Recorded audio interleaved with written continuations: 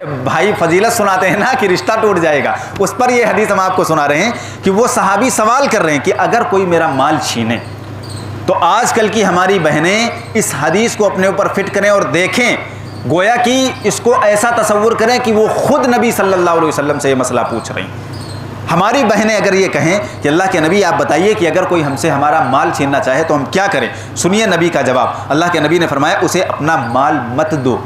آگے دیکھیے، تو اس نے کہا اگر وہ لڑنے لگے، اللہ کے نبی نے فرمایا اس سے لڑائی کرو، لڑائی کرو اس سے۔ اگر آپ لڑائی نہیں کر رہی ہیں تو رسول اللہ صلی اللہ علیہ وسلم کا حکم آپ توڑ رہی ہیں۔ آپ کی یہ ذمہ داری ہے کہ آپ اپنے بھائی سے لڑ کر کے اپنا حصہ لیں۔ تو اللہ کے نبی نے فرمایا کہ اگر نہ دے تو لڑائی کرو۔ پھر کہا اگر وہ مجھے قتل کر دے۔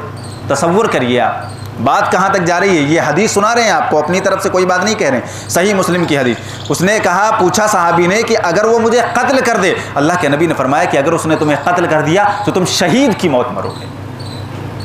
بہت سے بھائیوں کو دیکھیے آپ، زمین اور جائیداد کے چکر میں کبھی بھائی کو گولی مار دے رہے ہیں، اور کبھی جو ہے ابا کو گولی مار دے رہے ہیں، کبھی اماں کو گولی مار دے رہے ہیں، یہ سارے کام ہو رہے ہیں، تو وہ شہید ہیں۔ وہ جو صحابی تھے انہوں نے کہا اگر میں اسے قتل کر دوں، یعنی اگر اس نے قتل کیا تو میں شہید ہوں، ٹھیک، لیکن اگر میں اسے قتل کر دوں، اللہ کے نبی نے فرمایا کہ وہ جہنم میں جائے گا۔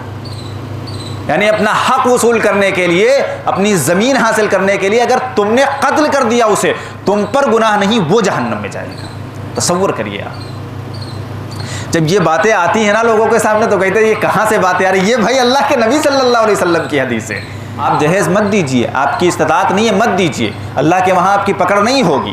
جب ان کی شادی آپ کر رہے ہیں، ان کے گھر والوں سے آپ بات کر لیں، ان کے سسرال والوں سے کہ دیکھیے ایسا ہے بھائی، جہیز دینے کی ہماری استطاعت نہیں، ہم جہیز نہیں دے پائیں گے، ہم اپنی بہن کو اس کی وراثت کا جو حصہ ہے دے رہے ہیں۔ آپ کو کیا ضرورت ہے بھوکال بنانے کی کہ ہم مرسیڈیز دے رہے ہیں اور ہم 4 ویلر دے رہے ہیں، یہ سب کہنے کی ضرورت ہی نہیں۔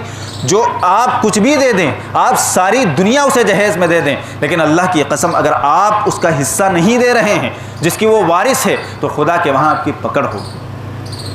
تو بیگھے کے بیگھے ہڑپ کرنا چھوڑیے، ایک بالش بھی اگر زمین ہڑپ کریں گے تو اللہ کے نبی نے فرمایا کہ 7 زمینوں کا طوق اس کی گردن میں ڈالا جائے گا اور 7 زمینوں تک اسے دھسایا جائے گا۔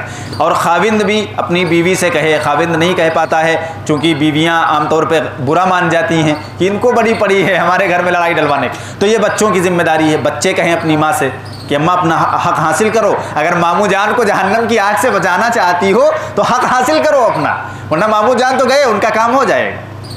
تو یہ بچوں کی بھی ذمہ داری ہے اگر وہ ماموں جان سے محبت کرتے ہیں۔